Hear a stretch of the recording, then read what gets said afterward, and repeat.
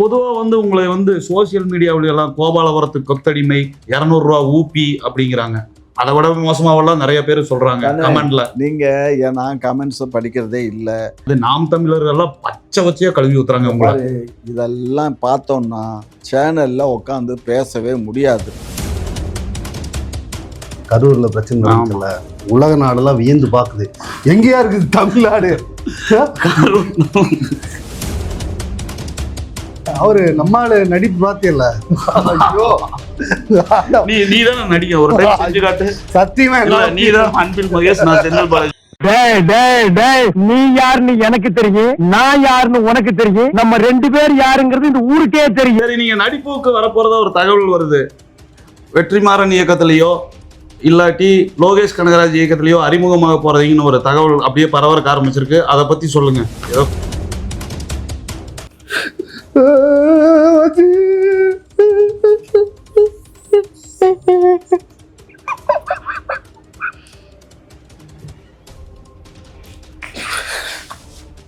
குடிக்காத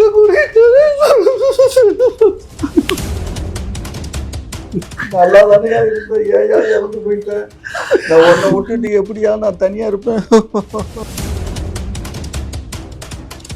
கோடி கொடுக்கணும், அவர் வந்து 5 கோடி திருப்பி கொடுப்பாங்க. மாதிரி எல்லாம் பேசுனீங்க, கொன்னு இந்த இடத்த விட்டு நவர மாட்டீங்க. கொன்னு இப்படி பார்த்துக்கா, தூக்கில் ஏற்றி விட்டுருவேன்.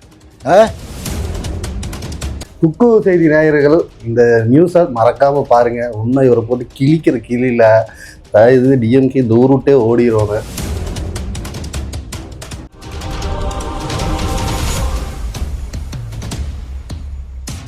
குக்கு செய்தி நேயர்களுக்கு வணக்கம். இன்னைக்கு 2 பாமரர்கள், பொள்ளாச்சியிலிருந்து ராஜ்குமார், பிரசாத், இன்னைக்கு உங்க சேனல்ல நம்ம முனைவர், மதிப்புக்குரிய நம்ம நாயுடு பேரவையோட தலைவர், நம்ம மூத்த முன்னோடி, டிஎம்கேவோட மூத்த முன்னோடி நம்ம காமாட்சி நாயுடு அவர்களை நம்ம வந்து இன்னைக்கு மீட் பண்ண போறோம். ஐயா வணக்கம். வணக்கம் ஐயா, உங்களை பார்க்கும்போது எனக்கு அப்படி சிரிச்சுட்டே இருக்கணும் போல தோணுதுங்கய்யா. தம்பி, காமெடி வேண்டாம், நான் சொல்லிட்டேன். நானு காமெடி பண்ணாதன்னு சொல்லியிருக்கேன். நானு தெரியும் போல இருக்குதுங்கய்யா. அப்படியா? கோச்சு கூடாது. நீங்க உங்களோட பேரு காமாட்சி, உங்களோட பேரவைய நீங்க தலைவர், உங்களோட சங்கத்தோட நாயுடு, அதனால உங்க பேர் வந்து ரொம்ப மதிப்புக்குரிய பேரு காமாட்சி நாயுடு. போன வாரம் நீங்க வந்து ஒரு 2 மாசத்துக்கு முன்னாடி எல்லாம் பார்த்தோம், நம்ம முக்தார் உங்களை பார்த்து சூப்பரா உங்களுக்கு ஒரு பேர். யாருங்கய்யா என்ன ஐயா, நீங்களாம் வந்து எங்களுக்கு வந்து ரொம்ப பெரிய தலைவர், ஒரு முன்னோடி, எங்களுக்கு வந்து வழிகாட்டி. உங்களை உட்கார வச்சுட்டு என்னமோ சிரிக்கிறான், ஓடுறான், ஒடியான், கத்துறான். இல்லைங்கய்யா. எல்லோரும் தயாராக இருக்கிறீர்களா? அவரு சேனலுக்கு இன்டர்வியூ கேட்டாரு. நான் கொடுக்க இயலாதுன்னு சொல்லிட்டேன். அவர் நம்ம வீட்டுக்கு தேடி நம்ம வீட்டுக்கு ஓடியாந்துட்டாரு. வீட்டில் ஏற்கனவே 2 சேனல் வெயிட் பண்ணி அவங்களுக்கு நான் இன்டர்வியூ கொடுத்துட்ருக்கேன்.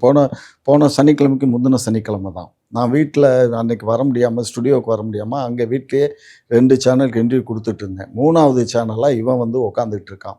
அதில் 2 கவுன்சிலர் ரெக்கமெண்டேஷனுக்கு வேறு கூட்டிகிட்டு வந்துட்டான். கொடுத்தாலே கொடுக்கணுமாமான்னு சொல்லி வந்து உட்காந்துருக்கான். நான் திட்டி போட்டு சரின்னு சொல்லி திட்டிட்டு நீ வேணா சேர்த்து வீடு தேடி வந்துட்டானே அப்படின்னு சொல்லிட்டு உட்காந்தேன். அப்போ சொல்லும்போதே நான் சொல்லி தான் சொல்கிறேன், இந்த மாதிரி இவரை வந்து ஏர்போர்ட் மூர்த்தி சம்பந்தமாக எதுவும் கேட்கக்கூடாது அப்படின்னு சொல்லிட்டு தான் உட்காடுறேன். திரும்ப அவன் பாட்டுக்கு பேசிகிட்டே இருந்தால் நான் கை கட்டிக்கிட்டு உட்காந்துக்கிட்டே இருந்தேன் அதிகமாக. ஆனால் நீங்கள் அந்த சேனலில் நான் பேசுனது மாதிரி காட்டுறதெல்லாம் பழைய இன்டர்வியூவை எடுத்து கட் பண்ணி போடுறேன். நீங்கள் இந்த புதுசு இந்த இது நான் போட்டிருக்க மாட்டேன், நல்லா கவனித்து பாருங்கள். பழைய டவல் போட்டிருப்பேன், அந்த இதை எடுத்து இதில் டோல் பண்ணிக்கிட்டே இருக்கான். சரிங்களா? அதை வந்து இவன் டோல் பண்ணுறதுக்குன்னே போட்டு பல லட்சம் பேரை பார்க்க வச்சுட்டான். அதுக்கு ஒரு வழியில் மாப்பிள்ளைக்கு நம்ம நன்றி சொல்லுவோம். அப்புறம் இன்னொன்று, குஷ்பு, பிரபு, ஸ்ரீதேவி, கமல் மாதிரி நீங்களுமே ஏர்போர்ட் மூர்த்தியும் சேர்ந்துருக்கிற வீடியோக்கள் அவ்வளோ ஒரு பிரபலம். அவரை வந்து இப்போ ஜெயிலில் இருக்காருன்ட்டு வந்து அவரை கிண்டல் பண்ணி உங்களையும் சேர்த்தி கிண்டல் பண்ண வச்சு ஒரு ஊடக தர்மத்துக்கு எதிரான ஒரு அறமே இல்லாத கிறிஸ்டின்ல கேட்டு உங்களை ரொம்ப தலைகுனி வச்சுட்டாரு. நான் ஒன்றும் பதில் சொல்லலையே கண்ணு. அதாவது நாய் குலைக்குது, மேலே இருக்கு சூரியனை பார்த்து குலைச்சா. நீங்க எப்படி தெரியுமா, எங்களை மாதிரி சின்ன பையன்களை பார்த்தா ஆய் ஊயின்னு கத்துறீங்க நீங்க, இந்த கங்கை அமரன் எல்லாம். அது மாதிரி ஆளை பார்த்தா அப்படியே பம்மிடுறீங்க. எவன் மாப்பிள, சொன்னது பம்முனேன்னு? ஆமா. இந்த பாரு, நீங்க அறிவு கெட்டவனமா நிறைய பேசக்கூடாது. வீடியோல பார்த்துட்டோம். எவன் அவனை நான் விட்டு வச்சேனா பம்பிட்டு இருக்கேன். உதாரணமா கொஞ்சம் பயம் ஏய், இருக்கு. அவனை நான் அடி இங்க பாரு, இவரோட இதே என்ன தெரியுமா, இங்க பாரு. ஒரு சிரிப்பாரு. இப்ப இந்த கிட்டத்தட்ட 1.5 மாசமா இவர் சிரிச்சு நான் பார்க்கவே இல்லை. ஏன்னா முகம், ஏன்னா அவர் இல்ல அடிக்க போனது பாத்தீங்களா அது இல்லையா? இப்படின்ட்டு அதெல்லாம் இல்ல, ஓங்கி நான் பஞ்ச் பண்ண போனதெல்லாம் பஞ்ச் பண்ணிட்டேன். அதுக்கு அடுத்து குத்த போனது தான் எடுத்து காட்டினது. பஞ்ச் பண்ணதை விட்டுட்டான், அதெல்லாம் கட் பண்ணிட்டான். கண்ண எடுத்தது பூரா அவன் போட மாட்டாங்கன்னு. அவனுக்கு எது தேவையோ அதை மாத்திரம் தாங்க பிரசுரம் பண்ணுவான். என்ன பொழப்பு இது? நம்ம வாழ்க்கை எதை நோக்கி பயணமா போய்கிட்டு இருக்குன்னே தெரியலையே. பொதுவா உங்களை சோசியல் மீடியாவில எல்லாம் கோபாலபுரத்து கொத்தடிமை 200 ரூபா ஊப்பி அப்படிங்கிறாங்க. அதை விட மோசமாவெல்லாம் நிறைய பேர் சொல்றாங்க கமெண்ட்ல. நீங்க நான் கமெண்ட்ஸ் படிக்கிறதே இல்ல. அது நாம் தமிழர்கள் எல்லாம் பச்சை வச்சையா கழுவி ஊத்துறாங்க உங்களை. இதெல்லாம் பார்த்தோம்னா சேனல்ல உட்காந்து பேசவே முடியாது. சரியா? எப்பயுமே ஒரு விஷயம் புரிஞ்சுக்கோங்க, ஒரு நெகட்டிவ் கமெண்ட்ஸ் தான் நமக்கு பேர புகழை தேடி தரும். நம்மளை புகழ்ந்து பேசுகிறான்னா நம்மளை எப்பயாவது கவிழ்த்திட்டு போயிடுவான். என்னை எவன் ஒருத்தன் எதிர்த்து பேசுகிறானோ அவன் ஐயா பாவம்னு சொல்லி இறங்கி வருவான். அதனால என்ன கமெண்ட்ஸ் பண்ணுற தம்பிகளுக்கு இந்த சேனல் மூலிமா நன்றியை தெரிவிச்சுக்கிறேன். பெரிய சோழர் பரம்பரை இவர், ராஜராஜ சோழன். இந்த பெருச்சாளி கண்ணுக்கே தெரியாது. வர சொல்லிட்டு இருந்தியா முதுகு சொல்லிடுவாருன்னு. அது கேட்டுரு, எதா இருந்தாலும் ஓப்பனா கேட்டு சொன்னாரு. நீங்க எனக்கு தெரிஞ்சு நாங்க என்ன நினைச்சிட்டோம்னா, இப்ப வேணா மோடி ஐயா அவர்களுக்கு கூப்பிட சொன்னாலும் நீங்க கூப்பிட்டு பேசுவீங்க. நம்ம தமிழ்நாட்டுல இருக்கிற சிஎம் முதல் கொண்டு மாமா மாமான்னு அந்த அளவுக்கு பிரியமா பேசக்கூடிய ஆளு மாமானா யாரா அந்த அமிதாப் மாமா? இங்க ஸ்டைலா காஸ்டியூம் போட்டு சூப்பரா நிக்கிறாரு, இவர் தான்டா எங்க அமிதாப் மாமா. இது வரைக்கும் இவரை முறைச்சிட்டு எவனும் உயிரோட போனதா சரித்திரமே இல்ல. அந்த மாமா நமக்கு மதிப்புக்குரிய மாமா. நம்ம ஐயா அந்த அளவுக்கு ஒரு உரிமையா, ஒரு சொந்த மாமா மாதிரி, ஒரு தாய் மாமா மாதிரி, அந்த மாதிரி பிரியமான ஆளு. ஆனா அந்த வீரமெல்லாம் இன்னும் எனக்கு தெரியல, நீங்க தான் சொல்லணுங்க ஐயா. அதாவது உங்களோட செய்தியெல்லாம் இந்த மாதிரி பொதுமக்கள் நாங்களாம் பார்க்குற கிராமத்துல இருந்து எத்தனை பேர் பார்க்கும்போது நாங்க இனத்தை கொண்டு போய் இதுல இருந்து தெரிஞ்சுக்கிறது எனக்கு புரியலைங்க ஐயா. என்ன கேக்குறீங்கன்னு எனக்கு புரியல. இங்க படுத்துற நிமிஷம்னால தாங்க முடியலையே, தலை வலிக்குதுடா, தலை வலிக்குதே. இது 2 கையும், இந்த கையில ஒரு கத்தி, இந்த கையில ஒரு அருவா பிடிச்ச கை தான் அது. சரியா? மதுரையில இருக்கும்போது தெருவா ஜட்டியோட விரட்டுவேன். மனுஷன் அவங்க ஒரு ஈவு இறக்கம் இல்லாம நடந்துக்கிறாங்க. நல்ல வேலை வழியில துண்டு காய போட்டிருந்தாங்க. ஜட்டியை போட்டுக்கிட்டு கத்தி எடுத்துக்கிட்டு விரட்டின காலம்லாம் உண்டு. அதுக்கப்புறம் அடங்கி சென்னைக்கு கட்சி ஆரம்பித்த பின்னாடி பூரா இங்கே சென்னையில் இருக்க அத்தனை வஸ்தாதுகளும் ரவுடிகளும் என் கூட தான் இருந்தாங்க.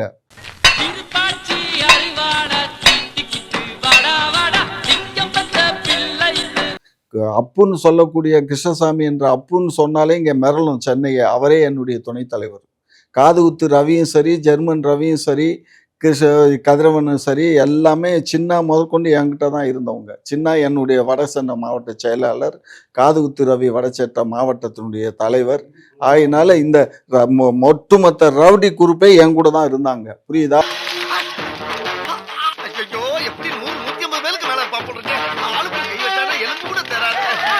எல்லாத்துக்கும் நான் தலைவர். பாஷா படம் இவரோட உண்மை கதையின் தழுவு. ஸோ ஆகையினால நான் யாருக்கும் இந்த நிமிஷம் இப்ப வயசாயிடுச்சுன்னு நீங்க நினைக்காதீங்க.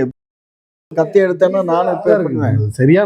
அது இது போடு வரமிச்சு ஒரு ஆயில் வச்சிருக்காரு, அதை சும்மா அப்படி இன்ட்ரி முடி வரைக்கும் அப்படி முறுக்கிட்டு. அதனால அந்த வடிவேலுக்கு நான் அஞ்ச மாட்டேன், கெஞ்ச மாட்டேன். வாழ்க்கையில இறப்புங்கிறது நிர்ணயிக்கப்பட்டது. எப்ப பிறந்தோமோ சாவுங்கிறது அப்பயே நிர்ணயிக்கப்பட்டாச்சு.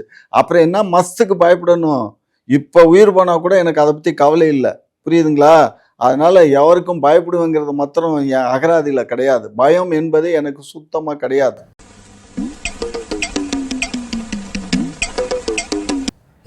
சினிமாவுல நீங்க நடிக்க போறதா? இன்பநிதி பத்தி கேட்கலாமா?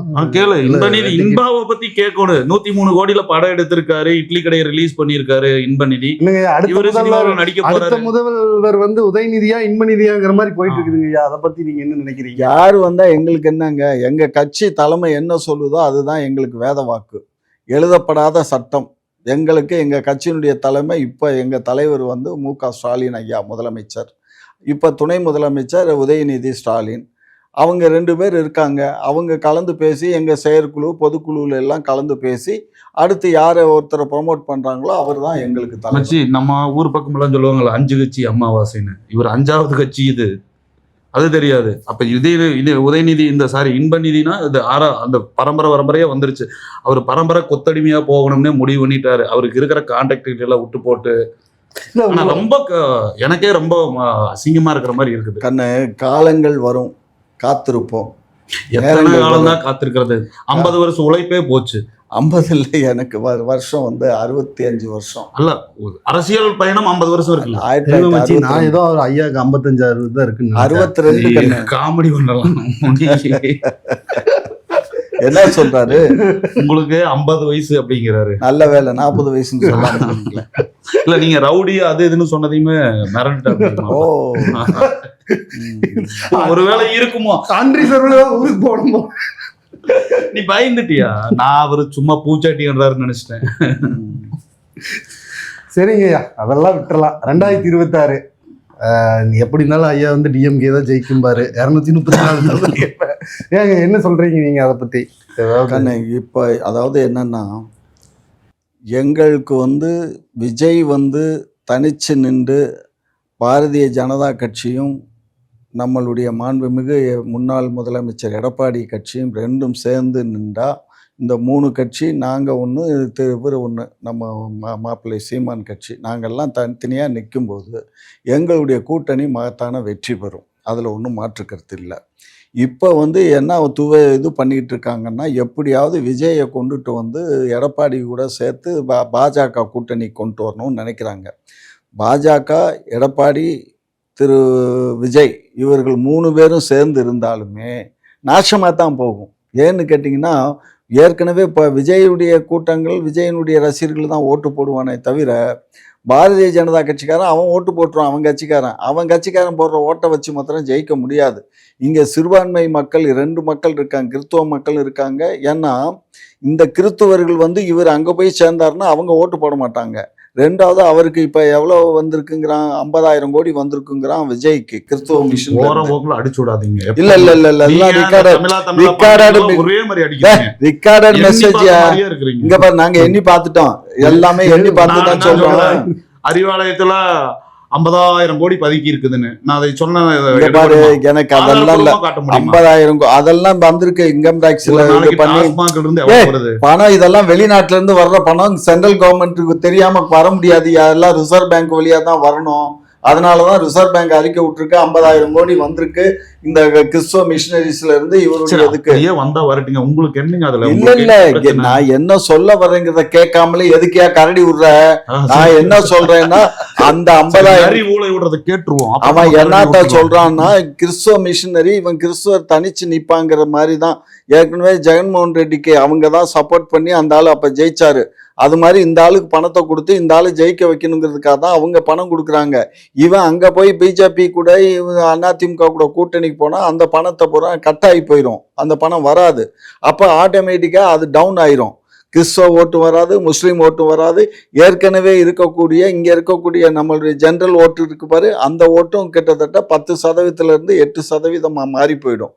அப்ப ஆக மொத்தம் திராவிட முன்னேற்ற கழகத்தினுடைய வெற்றி வரையறுக்கப்பட்ட வெற்றி. அதுல எந்த விதமான மாற்று 250 எல்லாத்துக்கு இந்த வாட்டி ஓட்டுக்கு எவ்வளவு தர போறீங்க? 500 250 2000 வச்சு இல்ல, நீ 5000 அளவுக்கு ஒருத்தான ஆளுகள்ல மொத்தமா தூக்கிட்டு மத்த ஆளுகள்லாம் அடிச்சுட்டு எல்லாம் சொல்றாங்கல்ல, ஆட்டுக்கறி சாப்பிடலாம், ஆட்டையவே முழுங்கணும்னு நினைக்கிற ஆளுங்க அவங்க. சொல்லுங்க. இந்த நான் இடையில சொல்றேன், எடப்பாடி வந்திருந்தார் ஊருக்கு பிரச்சாரத்துக்கு வரும்போது, அதிமுக காரங்க 200 ரூபா கொடுத்து கூட்டிட்டு போனாங்க, 100 பேர் ஒரு பஸ். ஸ்டாலின் ஒரு சிலை திறப்பு விழா உடுமலைப்பேட்டை வந்தாரு, அவங்க வந்து 250 ரூபா, 250 ரூபா பிரியாணி ஸ்டாலினுக்கு, இவருக்கு 200 ரூபா இது தக்காளி சாப்பாடு. அதான் புளியாவது சார். அது என்ன தெரியுங்களா, இப்ப அவங்கள ரொம்ப எதிர்கட்சியா இருந்து ரொம்ப டைட்ல இருக்காங்கல்ல, கடைசி நேரத்துல தான் பிரியாணி இறக்குவாங்க. உங்களுக்கு இப்பவே பிரியாணி எல்லாம் இறக்கறக்கு ஆரம்பிச்சிட்டீங்க. இந்த முறை எவ்வளவு? 2000 1000? நாங்க இப்ப 2000 கொடுக்க போறோம் தீபாவளியை, நான் போனஸ் மாதிரி. அது அறிவிப்பு அடுத்த வாரம் தீபாவளி வந்து 1000 ரூபா கொடுக்குறோம்ல. இந்த 1000 ரூபாயை 2000 ரூபாய் மாற்றலான்னு முடிவு பண்ணி அநேகமாக அடுத்த மாதத்துல இருந்து 2000 ரூபாய் கொடுத்துருவாங்க. இது அரசு பணம், புரியுதா? நாங்கள் கட்சியிலேருந்து காசு கொடுத்து ஓட்டு வாங்க வேண்டிய நிலையில இல்லை. மக்களுக்கு நாங்கள் சேவை செய்கிறோம், மக்கள் எங்களுக்கு வாக்களிக்கிறாங்க. மீண்டும் திமுக வந்தால் நமக்கு கண்டினியூவாக மாதம் 2000 ரூபாய் கிடைக்கும். ரேஷன்ல பொருள்கள் எல்லாம் ஏனாமா கிடைக்கும். ரேஷன் என்ன உங்க என்ன கட்சி ஆபீஸ்ல இருந்து எடுத்து மக்கள் வரி பணத்துல இருந்து தானே எடுத்து போடுறீங்க. நாங்க பண்றோம்ல, நாங்க எல்லா ஆட்சியிலயும் வந்துட்டு இருக்குதுங்க ரேஷன். நீ ஏப்ப வாயில கொலக்கட்டை வச்ச மாதிரி என்னையவே பேச விட்டுருக்கிற. ஏதாச்சும் கேளு. இல்ல இன்டர்வியூ எடுக்க உட்கார்ந்ததே நீதான். எடப்பாடி போன வாரம் ஒன்று சொல்லியிருந்தார். நம்ம தலைவர் முதல்வர் வந்து என்ன சொன்னாருன்னா, இனிமேல் வந்து இந்த ஹாஸ்பிட்டலுக்கெல்லாம் வர்றாங்களே நோயாளிகள், அவங்களாம் நோயாளிகள் இல்லையாமா, மருத்துவ பயனாளிகள். அப்போ இவர் என்னங்கிறாருன்னா, ஏயா பேர் வைக்கிறது மட்டுமே தான் வேலையா, பார்த்து எல்லாத்தோட அப்பா அம்மா பேரெல்லாம் மாத்தி விட்டுறாருன்னு கேட்கிறாரு. அந்த அளவுக்கு தான் ட்ரௌசரை கழட்டாம விட்டமேன்னு முதல் சந்தோஷப்பட்டுக்காங்க. ட்ரௌசரை கழட்டாம விட்டமேன்னு சந்தோஷப்பட்டுங்க. ஐயா பயனாளிகள்ங்கிறது சுத்தமான தமிழ் வார்த்தை. அதுல என்ன நோயாளிங்கிறது எவ்வளவு அசிங்கமா இருக்கு, பயனாளிகள்னா எவ்வளவு நல்லா இருக்கு. அவன் நோயாளி கூட தெம்பா வருவான். நோயாளின்னு சொன்னோம்னா கஷ்டம் இல்லையா? பயனாளிங்கிறது நல்ல வார்த்தையா? ஏயா நீங்க நாங்க இப்ப பயனாளின்னு சொன்னோம், அதே மாதிரி உங்களுக்கு வந்து என்ன சொன்னோம் சொல்லுங்க. நாங்க எல்லாத்துக்குமே வந்து பெயர் மாற்றம் புதிய தமிழ் வார்த்தைகளை கண்டுபிடிச்சு நாங்க சொல்றோம். மட்டும்தான் அவரோட வேலை. முன்னாடி விதவைகளை நாங்க வந்து இப்ப கைம்பொண்ணுன்னு சொல்லிட்டு இருக்கோம். சோ இது மாதிரி எல்லாம் சில வார்த்தைகள் வந்து சொல்ல அலங்காரம். அதாவது இந்த ஏஐ உலகத்துல மாறணும் மச்சி. சும்மா வந்து வேலைக்கு போயிட்டு சம்பாரிச்சு அதான் ஐயாவே நீ வந்து 2000 வந்துருச்சு, நீ வந்து 10,000 20,000 ஆளுக்கு கொடுத்துட்டாங்க. அவருக்கு தெரியும் மச்சி தொகுதிக்கு எவ்வளவு செலவு பண்ண போறாங்க, எங்கெங்க எவ்வளவு இதா இருக்கு. அவங்க எம்பி எலெக்ஷனுக்கே ஒரு எம்பி கேண்டிடேட் வந்து 50 கோடி கட்சிக்கு கொடுத்துறோம்னா 50 கோடி கட்சி ஓட்டு 100 கோடி செலவு பண்ணி தான் அந்த 40 எம்பி எடுத்தாங்க. 50 கோடி கொடுக்கணும், 50 கோடி கொடுக்கணும். அவர் வந்து 5 கோடி திருப்பி கொடுப்பாங்க மாதிரி எல்லாம் பேசுனீங்க. கொன்னு இந்த இடத்த விட்டு நவர மாட்டீங்க, கொன்னு இப்படி பார்த்துக்கா தூக்கில ஏத்தி விட்டுருவேன். 50 கோடி 100 கோடி ஏனே இதன் தெருக்கோடியில் தான் இருக்குது பணம், போய் அள்ளிட்டு வா. எல்லாத்துக்கும் ஒரு வரலாறு இருக்கு. உங்களுக்கு வரலாறு பாசிட்டிவ் வரலாறு இருக்கும், எங்களுக்கு ஒரு வரலாறு பாரு. இதெல்லாம் நாங்க பணம் கொடுத்து யாருக்கிட்டையும் ஓட்டு வாங்க வேண்டிய நிலையில நாங்க இல்ல. மக்கள் எங்களுக்கு திமுக பாரு, நீ எந்த வேணாலும் அரசியல் பேசு, நீயே போனேன்னா கூட அங்க போன உடனே உதயசூரியனை பார்த்தோன்னே அதுலதான் சொல்லிடுறேன். சீரியஸா பேசுறேன். இந்த விரலை நீ துண்டாக வெட்டி கீழே ஓட்டாலும் என் விரல் ஒருபோதும் உதயசூரியனை அமுத்தாது அப்படின்னு நீங்கதான் பேசுவேன். அங்க போய் அங்கதான் அமுக்குவேன்.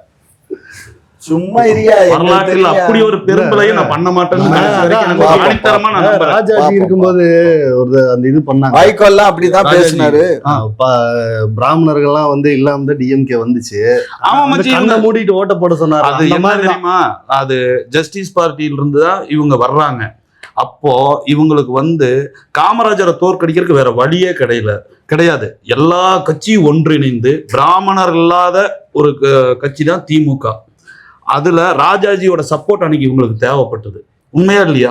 ராஜாஜி இல்லாட்டி கூட்டணியா? ராஜாஜி மட்டும் இல்ல, 7 பேர் கொண்ட கூட்டணி. அதுல ஒரு கூட்டணி ராஜாஜி, அவ்வளவுதான். அது 7வது ஆளு அவரு. 6 பேர் ஏற்கனவே கூட்டணி இருக்காங்க. அவர் இருந்தாரு, அதை நாங்க வந்து மறுக்கிறதுக்கு இல்ல. ராஜாஜி அந்த கூட்டணியில இருந்தாரு, நாங்க வெற்றி வாய்ப்பு இலகுவா இருந்துச்சு. 1967 இப்படி எல்லாம் அவங்க சமாதானப்படுத்தி தான் ஆட்சியை இது பண்ணிருக்கிறாங்க. அவங்களுக்கு இதெல்லாம் உடுமச்சி. இப்போ விஜய் பத்தி பேசினார் ஐயா. கரூர்ல பிரச்சனை நடக்கல, உலக நாடெல்லாம் வியந்து பாக்குது. எங்கேயா இருக்குது தமிழ்நாடு? 42 பேர் இறந்தோன்ன முதலமைச்சர் முதல் கொண்டு அமைச்சர் எம்எல்ஏ எல்லாம் ஓவர் நைட்ல இப்படி ஒரு சிஸ்டம் உலகத்திலே இல்லைங்க. அடிச்சுட்டு ஓடுறாங்க. ஐயோ நினைக்கும் போது பெருமையா இருக்கு. தமிழ்நாடு மாதிரி எல்லாரும் வந்து குடிபெயர் நீங்க வந்துடலாம். குளுக்கோஸ் இறங்குது, ஜூம் வைக்கிறாங்க. வி செந்தில் பாலாஜி குளுக்கோஸ் சொட்டு சொட்டா போயிட்டு இருக்குது. 40 பேர் எல்லாம் மனுஷனா மிருகமா? நீங்க எப்படி வேணாலும் சொல்லுங்க. எப்படி உனக்கு தான் மானம் ரோசம் வெட்கமே இல்லாத பையன் தானே நீங்க. உங்களுக்கு எல்லாமே இருக்குது. இல்ல அவரு நம்மால நடிப்பு பாத்தியல்ல, ஐயோ நீ தானே நடிக்க ஒரு டைம் செஞ்சு காட்டு. சத்தியமா இல்ல நீ தான் அன்பில் மகேஷ், நான் செந்தில் பாலாஜி. செஞ்சு காட்டு, நீ நல்லா பண்ணுவீங்க. கேமராவுக்கு முன்னாடி செஞ்சு காட்டி இருந்து. டேய் டேய் டேய், நீ யாருன்னு எனக்கு தெரியும், நான் யாருன்னு உனக்கு தெரியும், நம்ம 2 பேர் யாருங்கிறது இந்த ஊருக்கே தெரியும். அவருக்கு நடிச்சு காட்டிடு. அழுகாச்சே வச்சு இல்ல அவரு எதுக்கால நின்று சிரிச்சது பாத்தியா இல்லையா? மொத்தத்துல அதை நம்ம விமர்சனம் பண்றதுக்கு ஆரம்பிச்சோம்னா ரொம்ப அதை நார போயிட்டு இருக்கும். இவங்களை போட்டு கிழிக்க வேண்டியது வரும். மக்களுக்கு தெரியும். இங்க வேறு கடைக்கோடி 100 நாள் வேலைக்கு போற, இந்த 25 இந்த தினக்கூலி வேலைக்கு போறவங்க முதற்கொண்டு இந்த பிரச்சனைக்கு காரணம் யாருங்கிறது மக்கள் உள்வாங்கிட்டாங்க. இது இவங்களுக்கு ஆதரவா வரும்னு நினைச்சாங்க. அது இப்ப எகைன்ஸ்ட் ஆயிட்டு இருக்குது. அதுக்காக இவங்க தான் கொண்டு போய் 40 பேர்த்த கொண்டாங்கன்னு நம்ம சொல்ல வரல, புரியுதா? அது ஏதோ ஒரு விபத்து, அதை இவங்களுக்கு சாதகமா திருப்பணும்னு நினைச்சாங்க. அது எல்லா கட்சியும் பண்றதா என்ன. நம்ம 2025 இருக்கிறோம். என்னமோ நம்ம கருணாநிதி ஐயாவை பார்த்த மாதிரியே இருக்குது. அவருதான் இப்படி பண்ணுவாரு. என்னங்க முறைச்சிட்டே இருக்கிறீங்க?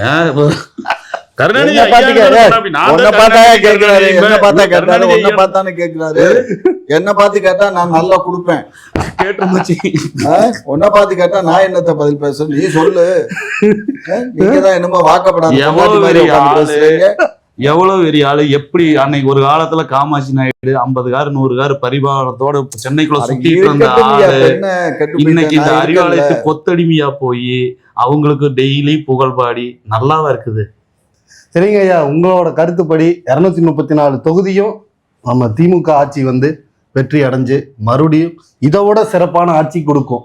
மாணவர்களுக்கு, சிறுதியவர்களுக்கு. நீ கேள்வி கேட்க வந்தியா? திமுகவுக்கு நீ என்ன 2வது சொம்பு ஜால்ரா? நானும் பக்கத்துல 3வது ஜால்ரா வாங்கி திமுக திமுகன்னு அடிக்க வேண்டியதுதான் இருக்குது. ஏதாச்சும் ஒண்ணு சொல்ல, புது பேர் வச்சு அடைய பயனாளிகள் பேரு. ஏங்க கரெக்ட் தானே? அதான் சொல்ற மாதிரி உலகத்திலேயே தமிழ்நாடு தான் இப்ப வல்லரசு தேடிட்டு இருக்காங்க. நான் மது பயனாளிகள். நான் மது பயனாளி. நீயே? நான் மருத்துவ பயனாளி. ஐயா என்ன பயனாளி? திமுக பயனாளர் அல்ல, இன்பநிதி பயனாளர். அடுத்து இல்ல ஒரு மாதிரி தான் இருக்கு. நானும் பார்த்துட்டு இருக்கேன். 2 பேருக்கும் ஒரு மாதிரி தான் இருக்குது.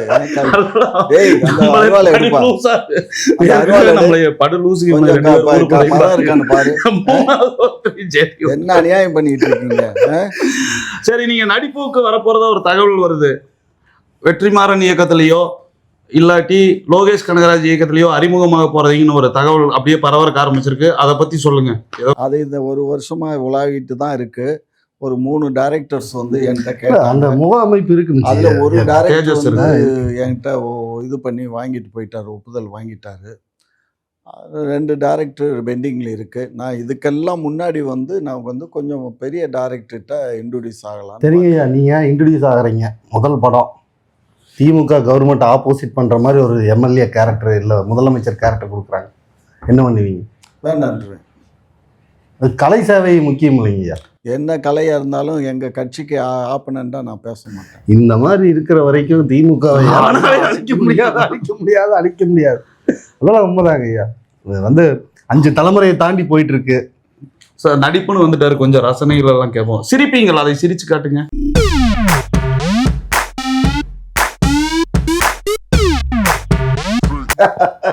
பல நாளாகி போச்சு மச்சி பார்த்து. அழுகிற மாதிரி காட்டுங்க. அழுகிற மாதிரி. நான் என்ன மஸ்து இப்போ ஒரு டெட் பாடி, உங்க நெருங்கிய நண்பர் ஒருத்தர் செத்து கிடக்குறாரு. சீன் வரும், சீன் வைப்பான். ஐயா நீங்க உள்ள வர்றீங்க, உங்க நெருங்கிய நண்பர்கள் செத்து கிடக்குறாரு, நீங்க பார்த்து ஐயோ போயிட்டியாடா அப்படிங்கணும். அதை மட்டும் செஞ்சு. காலையில என்ன விளையாட்டு காட்டுறாங்க, எப்படி எல்லாம் சோதிக்கிறாங்க, பொழுது விடிய விட மாட்டேங்கிறாங்களே ஐயா. அதெல்லாம் நான் சினிமால நடிக்கும் போது நடிச்சு காட்டுவேன். இப்ப வேண்டியது இப்ப அது ஒரு சின்ன முன்னாட்டமா கட் பண்ணி நீ செத்து போன மாதிரி கீழே படு, நீ செத்து போன மாதிரி கீழே படு. இருங்க ஒரே நிமிஷம். இதுதான் உனக்கு சரியான வாய்ப்பு. ஒரே ஒரு சீன். இப்ப நான் செத்து போயிட்டேன், அழுது காட்டு. நான் பண்ணிடுறேன். ஐயா பண்ணுவாரா? நீ பண்ணி காட்டு ஃபர்ஸ்ட். அது மாதிரி அவர் பண்றாரான்னு பாப்போம். என்ன சொல்றீங்க? பண்ணு. நான் பண்ண நீங்க பண்ணணும். சரி பண்ணு, நீ பண்ணி காட்டிரு. அப்படியே உட்கார்ந்து பண்ணி காட்டு.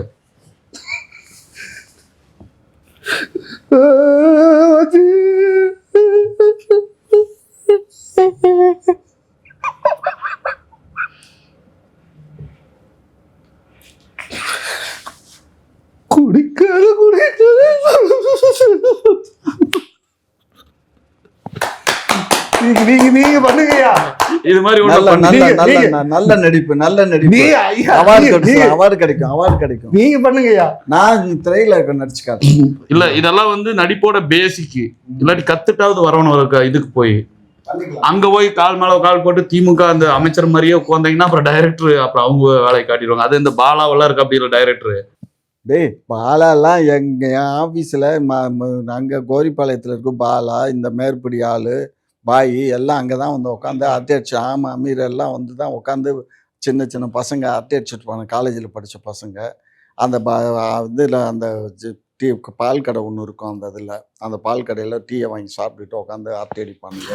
2026 உதயசூரியன் அஸ்தமனமாக போற நேரத்துல திரு காமாட்சி நாயுடு அவர்கள் நடிகரா உதிக்க போறாரு. அவருக்கு நம்ம மனப்பூர்வமான வாழ்த்துக்களை சொல்லிக்கலாம். ஏன்னா அவரு நம்ம சூரியன் அஸ்தமனம்னா மணி அப்ப 6:45 ஆச்சு. அஸ்தமனம் 2026 திராவிட முன்னேற்ற கழகம் அஸ்தமனம் ஆகாது.